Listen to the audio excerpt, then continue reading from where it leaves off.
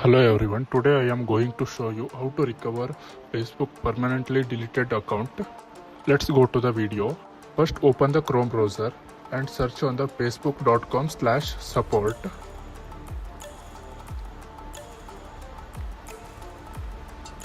After clicking that interface is there, click on the first option account setting.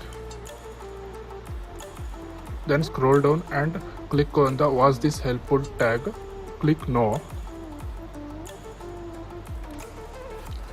And select the other option. I mention my description. You can copy and paste it.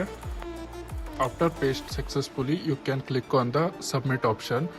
Once you click on the submit option, Facebook will automatically within 24 hours recover your account.